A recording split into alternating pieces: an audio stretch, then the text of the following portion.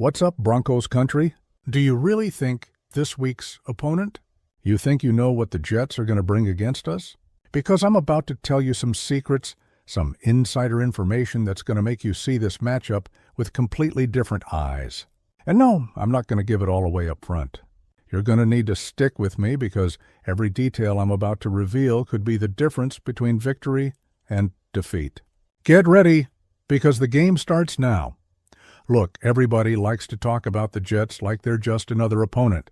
But the truth, family, is that they have very specific characteristics that can hurt us if we're not prepared. And at the same time, they have glaring weaknesses that we need to exploit without mercy. And that's exactly what we're going to talk about today. About how to destroy this team, about how to identify where they bleed, and about how to apply pressure in exactly the right places. Let's start with their offense. The Jets quarterback is a veteran, a guy who's seen everything in this league. And when I say he's seen everything, I mean literally everything. The guy has mileage, has experience, has lived through high-pressure situations, and that can be a powerful weapon. He doesn't panic easily. He knows how to read defenses. He knows when to hold the ball and when to get rid of it. He's got an arm that can still make all the throws. But here's the crucial detail that everyone in Broncos country needs to understand. This guy also has limitations. The mobility isn't the same anymore. When protection breaks down, when our pass rushers get close, he doesn't have that ability to escape that he maybe had years ago.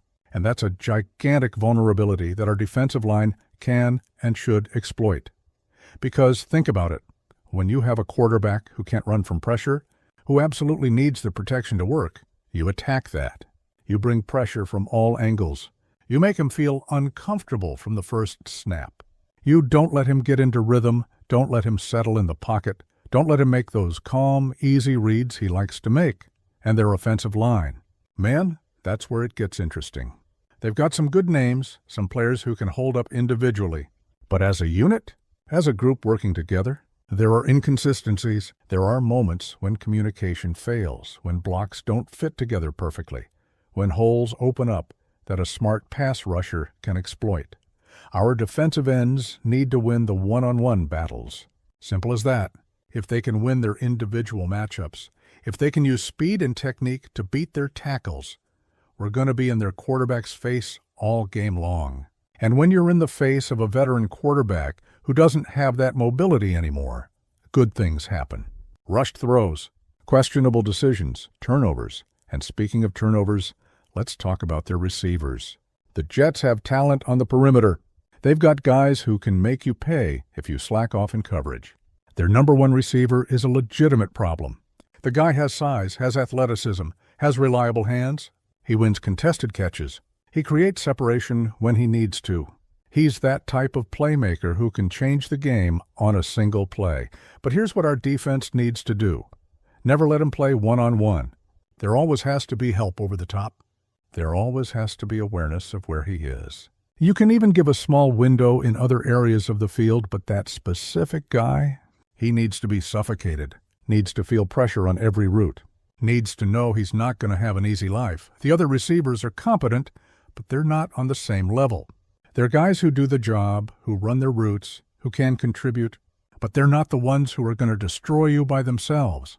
And that means if we can neutralize the main guy, if we can take him out of the game, suddenly their entire offense becomes much more limited. And the Jets' running game? Look, they have a running back who's interesting. The guy has speed, has vision, has the ability to make the first guy miss. But he's not that type of physical back who's going to run you over. He depends on finding holes, on using agility, on getting to the second level where he can use his speed. And here's the crucial part for our defense. Win the line of scrimmage. If our defensive tackles can occupy blockers, if they can plug holes, if they can force their running back to hesitate, our linebackers are going to be there to clean up the mess. And when you force a running back who depends on speed to dance behind the line, you're asking for him to lose yards. The strategy has to be clear. Stack the box when necessary. Don't be afraid to bring a safety to help against the run in obvious run situations. Make them prove they can win through the air when we take away the run. Because honestly, I don't believe they can. Not against our secondary when it's playing with confidence, Now, let's talk about the Jets' defense. And this is where things get really interesting for our offense, family, because they have some excellent players individually. They've got guys who were all pros, who have reputations, who are respected throughout the league. But as a complete defensive unit, there are holes. There are weaknesses that can be exploited. Their defensive line is where the danger lives. They have pass rushers who can destroy your game if you're not prepared. There are guys there who win individual matchups frequently, who have moves that leave tackles spinning, who get to the quarterback with speed and power. Our offensive line is going to have to be at its best. Can't have lapses in concentration. Can't have technical errors, because these guys are going to punish any mistake. But here's the good news. They can be run on. When you establish the running game, when you force them to respect the run, they can't just pin their ears back and come full speed at the quarterback. They have to play honest. And when they're playing honest, when they're worried about run gaps, they lose a bit of that pass rush ability that makes them special. So, the formula for our offense is clear. Establish the run early. Make them respect it. Some 4 or 5 yard runs? Nothing spectacular, but enough to make them think twice before just attacking the pass. And then, when they're respecting the run, you hit them with that perfect play action, you attack them deep, you make them pay for their aggression. Their linebackers are workers. They're guys who do the dirty work, who tackle, who fill gaps. But in coverage, in situations where they need to run with running backs or tight ends on routes, there are limitations. And that's something our offense absolutely needs to attack. Think about third and medium situations. You put your tight end or running back on a route where they have to cover. You create that speed matchup against a guy who's more about hitting than running. And suddenly you have an open target in the middle of the field, converting third downs, keeping drives alive. It's chess, not checkers, and they're secondary. Look, they have cornerbacks who can play. They've got guys who aren't going to give you anything for free, who are going to be glued to receivers. But everyone has a limit. Everyone has a point where they can be attacked.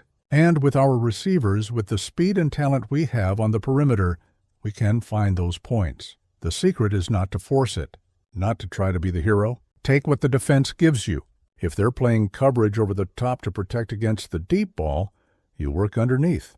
Short and intermediate routes. 5 yards here, 7 yards there. Keep the offense moving. Keep drives alive. Eventually you'll find that window for a big play. And in their safeties lies an interesting vulnerability. They're competent, but they're not extraordinary. They're not those guys who make you completely rethink your game plan. And that means when you have opportunities to attack deep. When your receivers can win over the top, there's space there to make big plays. What's up? Broncos country, are you seeing the complete picture now? Are you understanding where we can hurt them and where we need to be careful? Because this game isn't about just showing up and expecting to win. It's about preparation. It's about identifying weaknesses and exploiting without mercy. It's about playing smart football, and if you're Broncos country for real, go ahead and subscribe to the channel so you don't miss any plays.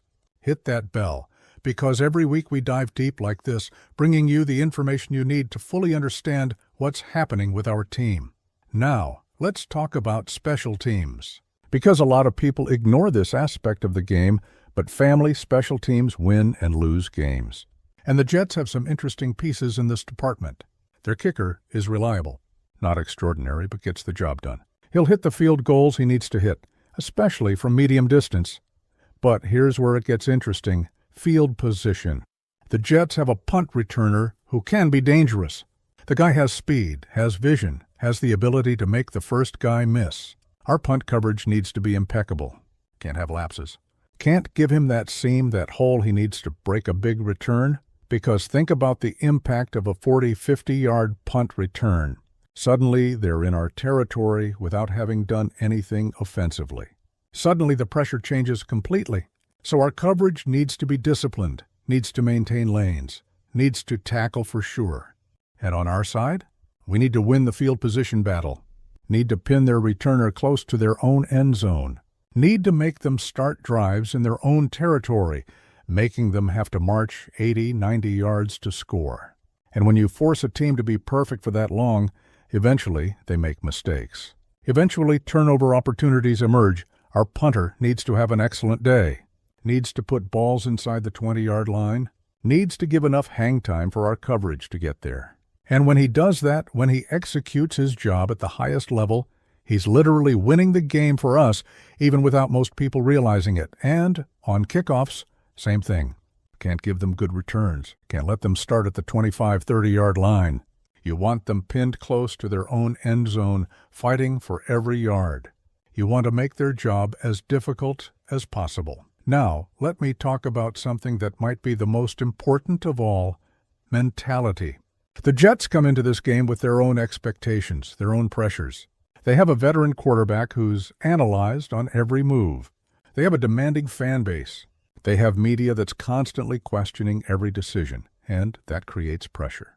That creates tension, and when things start going wrong, when adversity shows up in the game, teams under that kind of pressure can crack, can start pointing fingers, can lose that cohesion that's necessary to win tough games. Our mentality needs to be completely different. We need to be the team that plays free, that plays with confidence, that's not afraid to make mistakes, because we trust we can recover. We need to be the team that when we take a punch, responds with two. That when we face adversity, stays together, stays focused, stays executing. And from the culture that's been built in the locker room, from the things we see in practice, in interviews, in the body language of players, I believe we have exactly that. We have a group that believes in each other, that plays for each other, that's genuinely connected. The coaching matchup is also fascinating. Our head coach against their head coach. Two different styles, two different philosophies. And without disrespecting anyone, I believe our coaching staff is preparing our players better, is putting them in positions to succeed, is making the necessary adjustments during games, and that manifests in small things, in knowing when to be aggressive and when to be conservative, in understanding clock management situations, in making the right substitutions at the right times. It's an art, not a science, and it requires experience, instinct, and courage to make the tough calls when necessary. Let's talk specifically about what to expect at the start of the game. The first drives are crucial. They set the tone, establish momentum, show who came to play. Our offense will probably open by testing their defense in multiple ways. Some runs to see how they react. Some short passes to get into rhythm. The important thing is not to force anything, not to try to win the game on the first drive. Take what's available, move the chains, build confidence, and if we can score on the first drive, whether touchdown or field goal, the pressure changes completely. Suddenly, it's them who need to respond. It's them who are playing from behind. Defensively, we need to establish physicality immediately. First tackle needs to be violent and clean. Need to make them feel it's going to be a long, tough battle. You want to plant that seed of doubt in their heads. Make them think it's going to be a long day, and if we can force a 3 and out on their first drive, if we can make them punt after basically nothing, the momentum all comes to our side. The stadium explodes, our players feel that energy, and you build on that. The second quarter is often where games are decided. It's where teams make their adjustments after seeing what the opponent brought in the first quarter. It's where the adjustment battles begin. Our coaching staff needs to be one step ahead, needs to anticipate what they're going to try to do, have answers prepared, be proactive instead of reactive, and our players need to execute those adjustments perfectly. There's no point having the perfect plan if the execution isn't there. But this group has shown the ability to adapt, to make necessary adjustments, to elevate the level when the game demands it. The end of the second quarter, especially the last 2 minutes before halftime, can be crucial. If we have the ball, we need to be smart with clock management, not give them time to respond. Score and go to the locker room with momentum. If they have the ball, our defense needs to be disciplined. Can't give up big plays, can make them work the entire field, consuming time. And if we can hold them force a field goal instead of touchdown, or better yet, prevent points completely, the psychological dynamic at halftime is completely different. In the locker room during the break, adjustments will be made. The coaching staff will look at the numbers, will see what worked and what didn't, will make necessary changes. And the players need to absorb that information quickly, be ready to come out in the second half executing the adjusted plan. The third quarter is where teams that prepared well separate from those who didn't. It's where roster depth starts to matter. It's where defensive rotations make a difference. And our team has been good in third quarters, has shown the ability to come out of the locker room focused and ready. If we can score on the first drive of the third quarter, especially after scoring at the end of the second, you have what we call a back-breaking score. You just scored twice, essentially consecutively, with halftime in between. The pressure on the opponent multiplies exponentially, and then comes the fourth quarter, the moment of truth, where games are won and lost, where clutch players show up, where character is revealed. Our team needs to be physically prepared to play hard until the last second, needs to be mentally prepared to execute under maximum pressure. If we're ahead, the goal is clear. Control the clock, maintain possession, force them to use timeouts, don't give them chances to come back. And that means trusting the running game, means making short third downs, means not committing stupid penalties that stop the clock. If we're behind, we need urgency but not desperation. We need to be efficient, convert third downs, use timeouts wisely, score but also manage the clock to give time to score again if necessary. It's a delicate balance that requires a cool head, and in the final moments, whatever the scenario, our defense or offense is going to be on the field trying to seal the victory or mount the comeback. And I believe, family, that we have the players and coaching to execute in those moments. We've proven it. We've shown composure. We've shown clutch gene. Let me paint the perfect scenario for you. Fourth quarter, 3 minutes left. We're ahead by 6 points. They have the ball, needing a touchdown to win. It's 2nd and 10 in their own territory. Our defensive coordinator calls that perfect blitz. They don't pick it up. Our linebacker comes free, sack, fumble. We recover. Game over. Or another scenario. 2 minutes left. We're down by 4. We need a touchdown. Our quarterback starts the drive at our own 20-yard line, and then he shows why we believe in him. 15-yard completion. Another for 12. An 8-yard run. Suddenly, we're in their territory. 30 seconds on the clock. Pass to the end zone. Touchdown. Victory. These scenarios aren't fantasy. They're completely possible. They're the type of moment that defines seasons. They're the type of game that, when you look back in December trying to understand how you got to the playoffs, you point and say, it was there. It was in that game against the Jets that we showed we're different. So, Denver Broncos family, after all this analysis, are you ready? Are you prepared to see our team execute? To see them apply everything we discussed? Because I am. I'm ready to see our defensive line dominate. Ready to see our secondary make plays. Ready to see our offense execute at an elite level. Comment down below which aspect of this game you're most excited to see. Is it the battle in the trenches? Is it our quarterback making plays? Is it our defense creating turnovers? I want to know. And drop that like if you believe we're going to dominate the Jets. Show that you're Broncos country for real. And look, no matter what happens in this game, one thing is guaranteed. The family will be there. We'll be supporting on every snap. We'll be believing until the last second. Because that's what we do. That's what makes us special. We're not fair weather fans. We're Broncos country, we're family, so get ready because Sunday is going to be special. It's going to be intense. It's going to be exciting. And at the end, when our team leaves the field with the victory, when the players are celebrating, when the scoreboard shows our superiority, you're going to look at everything we discussed here and see that it was all there.